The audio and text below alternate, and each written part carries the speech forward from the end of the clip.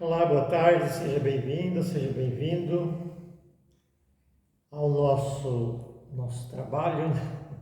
Trabalho porque eu estou pensando assim sempre em espalhar boa notícia. Isso aqui é a boa notícia. Já tem muita gente espalhando a notícia ruim, a mentira, a falsidade. Mentira é o que mais tem. Então, pelo menos um ou dois ou três, seria bom que esse cordão aumentasse um pouco.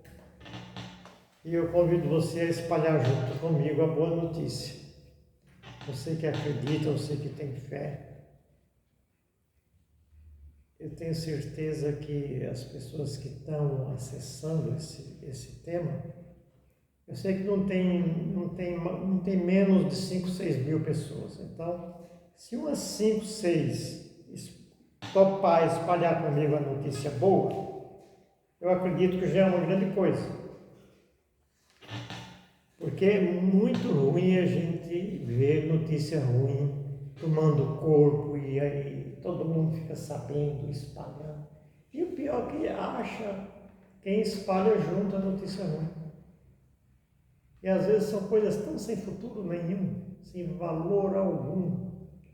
E tem muita gente assim, fazendo coro e distribuindo a mensagem, espalhando coisas que não levam a lugar nenhum. Então, como eu acho melhor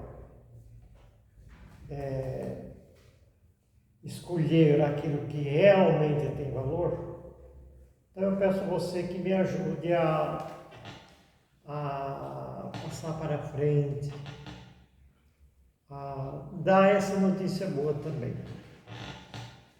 Hoje vamos refletir o nascimento de Jesus, né? Porque estamos próximos, né? Então nós vamos falar sobre isso. E todos nós já sabemos como foi, mas para poder me situar no tema, é lógico que a gente buscou na Sagrada Escritura como foi tudo, né? Então, nós já sabemos disso, na verdade, né? Então, Maria, sua mãe, tinha mais ou menos 17 anos de idade, né? Era uma menina simples, noiva de José, e um dia recebeu a visita do anjo Gabriel, né? O anjo arcanjo, aquele anjo que era o mensageiro de Deus. Então ele foi enviado a Maria, já que Deus havia prometido um Salvador, né? Depois de tanta cabeçada que o povo deu, depois de tanta teimosia, Deus quase se arrepende de ter criado. Mas, enfim, Deus é Deus, Deus é perdão e misericórdia. E Ele enviou o anjo dizendo que Maria, que é essa menina pobre, menina simples, iria ser a mãe do Salvador. Então o anjo cumprimentou-a, o anjo Gabriel cumprimentou-a. Salve, cheia de graça, ave cheia de graça, né? Com essas palavras ele falou para ela que e disse assim: o Senhor está contigo, né? Ela assustou-se com aquela saudação de Maria. Mas o anjo disse para Maria: não temas, Maria, encontraste graça diante de Deus. Eis que conceberás e darás à luz um filho, e lhe porás o nome de Jesus. E Maria perguntou ao anjo: como se fará isso se eu não conheço o homem? E o anjo respondeu-lhe: o Espírito Santo repousará sobre ti, e o ente santo que nascer de ti será chamado Filho de Deus. Até Isabel, tua prima, ela que era estéril, acompanha isso. Até Isabel, tua prima, ela que era estéril, e agora na velhice ela concebeu um filho por graça de Deus, por milagre de Deus. Eles haviam pedido, Isabel e Zacarias, seu esposo, haviam pedido um filho.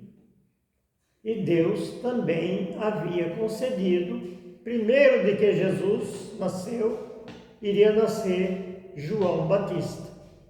Aquele pregadorzinho que saía gritando para aquele povo teimoso, arrogante, orgulhoso, miserável, ele saía gritando: raça de víboras, sepulcros caiados. Esse era o tom da pregação de João Batista. Esse menino que também nasceu por um milagre de Deus, filho de Isabel e Zacarias. Isabel, que era prima de Maria. Muito bem, só foi para dar um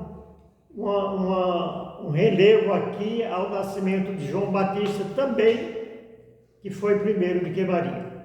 Então, quando o anjo disse a ele: até Isabel, tua parenta, que era estéril, olha o que Deus faz na vida daqueles que creem.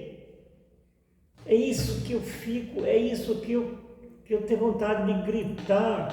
Tem gente que não acredita, pede a Deus, pede, mas não acredita no que pede. Na verdade, muita gente está mais preocupada em que Deus faça a sua vontade do que ela fazer ou ele fazer a vontade de Deus. Então, Deus tem que fazer a vontade de cada um, mas ela não pode ou ele não pode fazer a vontade de Deus. E esses três aqui, esses quatro, faziam a vontade de Deus. Então, veja bem, é algo grandioso quando eles pediam. Deus prometeu para Zacarias e Isabel também um filho. Agora Maria é visitada pelo anjo dizendo que ela iria ser a mãe do Salvador. Nossa, mas eu não conheço, eu não sou casada, como é que eu vou ter um filho? Mas é o Espírito Santo. O anjo, quando viu ela preocupada, o Espírito Santo vai descer sobre você,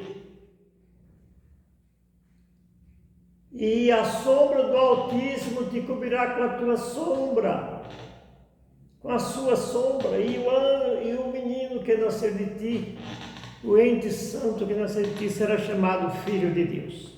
Porque para Deus nada é impossível.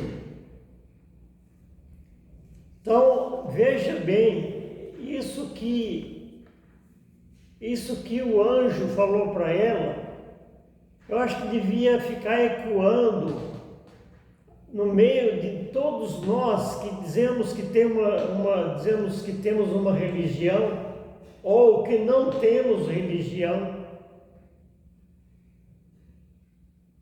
Para Deus nada é impossível. E Deus só faz para nós aquilo que nós não podemos fazer. O que nós podemos fazer, Ele deixa que nós façamos. Afinal de contas, Ele quer que nós sejamos úteis, que façamos alguma coisa. Agora, por exemplo, quando eu não posso fazer, ou quando o que vem é desconhecido ou o que eu não consigo, eu falo, meu Deus, eu não posso. O meu limite é curto, o Senhor sabe, mas o Senhor pode. E o Senhor não tem me negado nada. O Senhor tem feito maravilha na minha vida, na vida da minha família. Então, é isso que eu gostaria de gritar mais alto um pouco. E gostaria que tivesse uma legião de pessoas também fazendo a mesma coisa. Então Maria disse, neste caso quem está colocando sou eu, faça-se em mim segundo a sua vontade, segundo a sua palavra. E ela entregou-se totalmente na mão de Deus. Então, agora, diante disso, Maria ficou num drama tremendo. O que é que ela ia falar para José? Ela era noiva de José, ela ia se casar com José. Só que ela estava engravidando naquele momento que o anjo anunciou. Ela iria aparecer grávida. E José sabia que o filho não era dele. Como é que eu faço agora? Disse ela. E agora? Mas não deu outra. Coitado do José, uma pessoa de Deus. Mas ele disse, bom, passei esse vexame tremendo, sabe o que foi que José fez? Para não denunciá-la, para não humilhá-la, abandonou Maria em silêncio. Ninguém é tão santo assim também, né? Ele abandonou Maria em silêncio. Bom, se é assim, eu vou embora. E ficou aquele drama, e agora, o que fazer? Mas Deus é maravilhoso. Deus é maravilhoso. O que é que Deus fez? Chamou o anjo Gabriel, mesmo anjo que havia anunciado o nascimento de Jesus a Maria. Falou, fala para José que ele não tema receber Maria por esposa, porque o que vai acontecer nela, o que está acontecendo nela, não foi obra de mão humana. É obra do Espírito Santo. Olha que coisa mais linda. Então José ficou naquela alegria, porque ele era um homem temente a Deus, ele acreditava plenamente em Deus. Então ele voltou para casa e assumiu Maria como a sua noiva. E depois ele se tornou o pai adotivo do Filho de Deus, junto com Maria, sua mãe do Filho de Deus. E nós sabemos da história. Eles zelaram pelo Salvador. Isso é pouca coisa, por acaso? Não é pouca coisa. É muita grandeza. Então, aqui o anjo tranquiliza José José assume a sua condição de esposo de Maria e volta tranquilo para casa. Então é isso. Então, no momento que Maria recebeu aquela visita do anjo, que ela tinha certeza que ela havia engravidado por obra do Espírito Santo, aí Maria não se conteve. Não se conteve. E aqui há uma oração, a oração magnífica, que é a oração de Maria, que é o louvor de Maria. Como nós não temos assim muito hábito de louvar, tem muita gente que diz que é proibido, essas coisas todas, louvar a Deus, quando Deus pôs a sua bênção, seu olhar em cima de alguém para abençoar, aí a vontade da gente é louvar a Deus, é gritar alto o nome de Deus como todo-poderoso, como Salvador, como bom, como generoso, como perdoador. E olha o que foi que Maria disse quando ela sentiu-se gerando o Filho de Deus. Minha alma glorifica o Senhor. Não é uma oração escrita. Maria leu no seu coração, que estava no seu coração essas palavras. Ela fez essa oração inspirada pelo Espírito Santo. Então Maria disse: minha alma glorifica o Senhor, meu espírito exulta de alegria em Deus, meu Salvador, porque olhou para a sua pobre serva. Por isto, desde agora, me proclamarão bem-aventurada todas as gerações, porque realizou em mim maravilhas aquele que é poderoso e cujo nome é santo.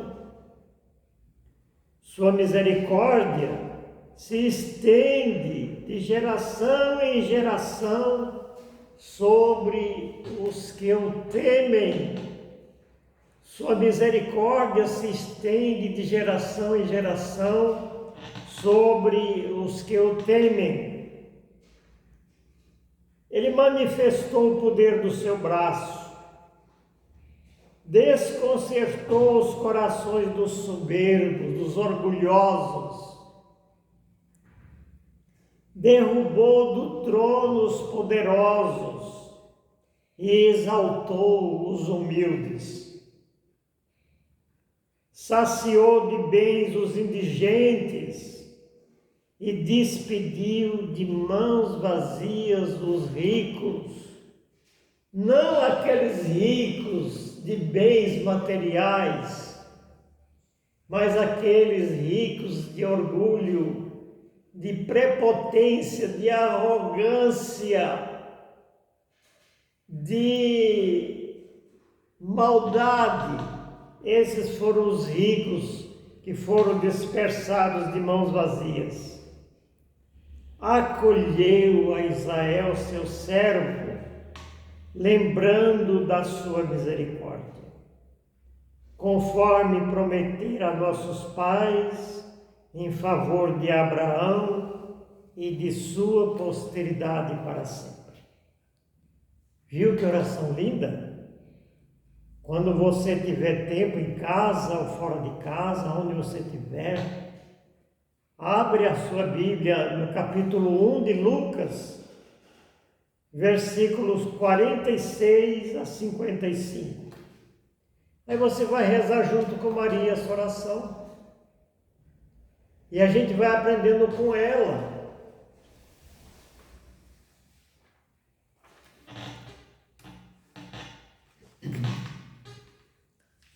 A gente vai aprendendo com ela a bondade, a humildade,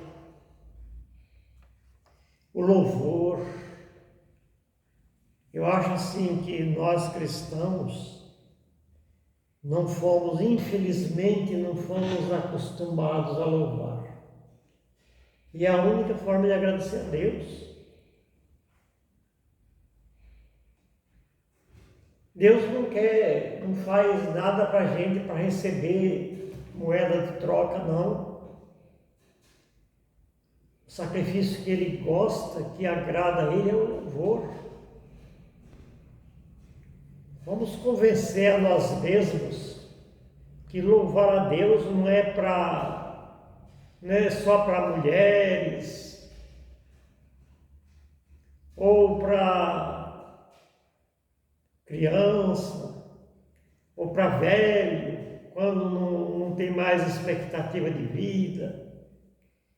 O louvor deve estar na nossa boca para agradecer a Deus por tudo que Ele nos faz, por tudo que Ele nos fez, por tudo que Ele está fazendo e vai fazer por nós. Eu quero te agradecer por estar comigo e te desejar um Natal de muita paz, de muita alegria com a sua família. Que Deus nos abençoe em nome do Pai, do Filho e do Espírito Santo.